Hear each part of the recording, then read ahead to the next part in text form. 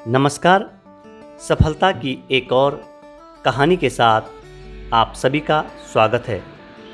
उत्तराखंड के पहाड़ी इलाकों में पलायन रोकने के भले ही सरकारी स्तर पर अनेक दावे किए जाते रहे हैं, किंतु जब तक यहाँ की मिट्टी से जुड़कर स्वरोजगार के अवसर पैदा न किए जाएं, तो पलायन रोकने की बातें करना बेकार ही होगा। अब आपको एक ऐसी बेटी के काम से रूबरू करवाते हैं जिन्होंने व्यावसायिक खेती को रोजगार से जोड़कर कामयाबी पाई है।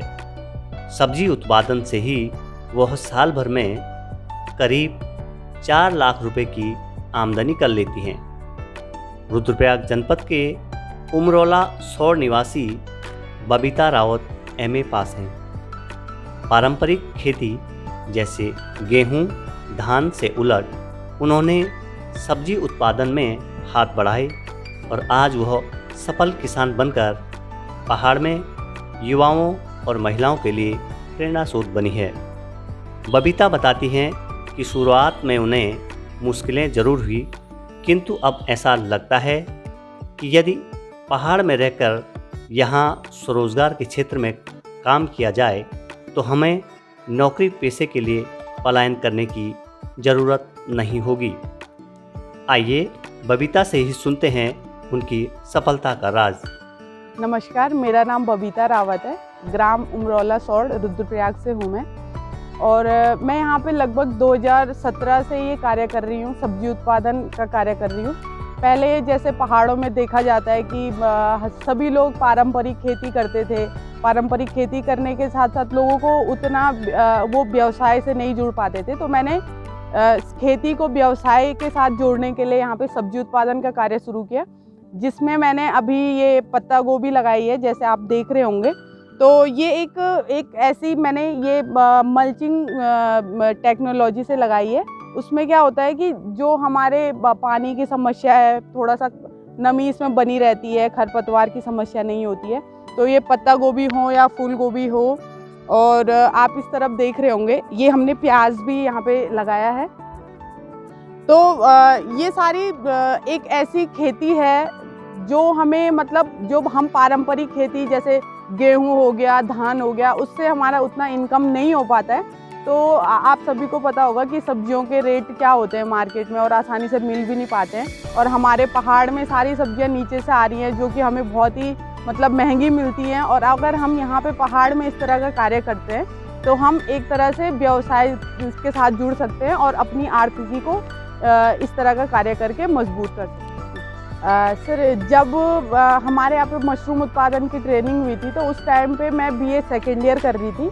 तो फिर BA सेकेंड ईयर करते करते मैं इस काम में आ गई। और फिर क्योंकि वो एज एक ऐसी एज होती है कि जब हमें सोचना होता है कि हमने पढ़ तो लिया है, लेकिन आगे क्या करेंगे। तो उस टाइम पे ही मैं खेती से जुड़ गई थी, खेती मैंने स्टार्ट कर दी थी। तो जब जैसे यहाँ पे देखा जाता है, जनरली हम लोग क्या करते हैं, पढ़ लिख लेते हैं। मैंने MA हिंदी से किया है। तो फिर हमें सोचना होता है कि हम रोज़गार के लिए क्या करें। तो खेती एक ऐसा ऑप्शन है कि जो हमारे पास ऑलरेडी खेती है, बस हमें उसे थोड़ा सा नए तरीके से करना है, नई चीज़ों के साथ जोड़ना है। तो मैंने वही किया। और रोज़गार के लिए आजकल देखा जाए कि हमें बाहर जाना होता है, गांव को छोड़ के बाहर जाना होता है, तो हमें 10-15 हज़ार की नौकरी मिल पाती है। तो मैंने इसलिए खेती को स्टार्ट करा कि जब तक हम कहीं पे हमें रोज़गार नहीं मिल पाता है, फिर हम कहीं पे नौकरी नहीं लग जाते हैं, तो तब तक हम खेती से बहुत अच्छा इनकम कर सकते हैं और अपनी आर्थिकी को मजबूत कर सकते हैं। तो यही मेरा काम करने का रीज़न था।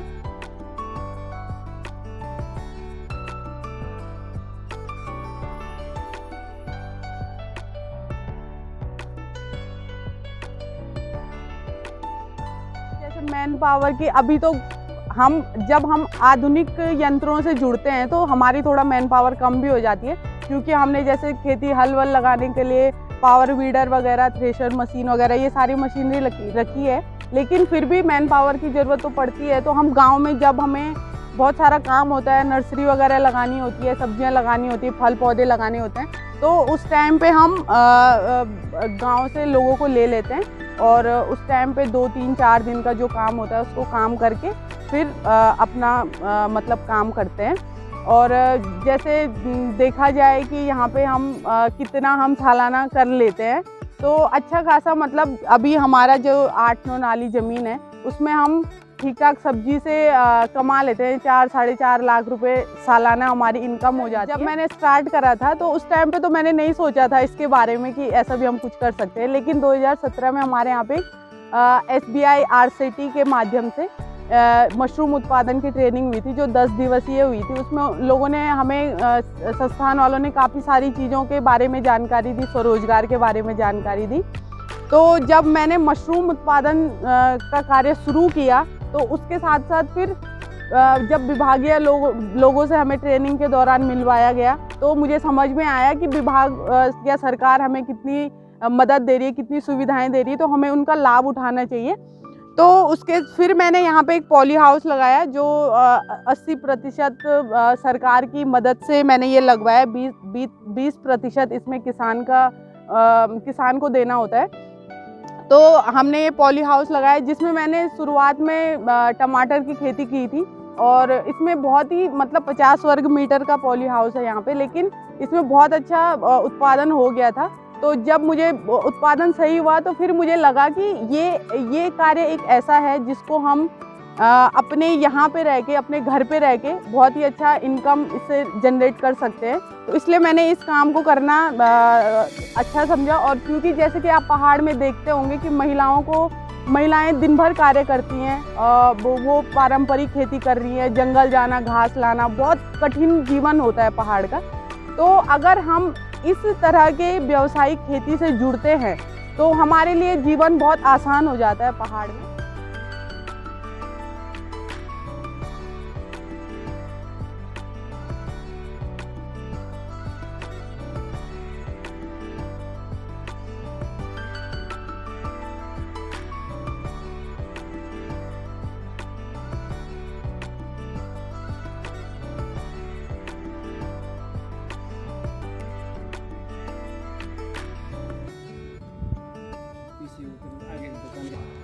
क्या नाम है आपका? मेरा नाम रघुवीर सिंह बिष्ट है जी। से अन्य लड़कियां भी जो बेटियां मतलब जो है काम करते रहें तो मैं हो सकता है कि पहाड़ से लोग पलायन कम करेंगे, मतलब आने जाने के, और फिर जो है थोड़ा उससे मतलब आय के भी साधन होते हैं, मतलब नहीं होते मतलब जो है नहीं, और जो भी मतलब काफ़ी अच्छे वो ढंग से वो सब्जी का उत्पादन कर रही है। और वैसे वो लड़की जो है बाहर भी जाती है, मतलब मशरूम ट्रेनिंग देने के लिए जो है कई बार चली गई मतलब। अभी के लिए इतना ही। एक दूसरी सक्सेस स्टोरी के साथ फिर आपके बीच आएंगे। तब तक के लिए नमस्कार।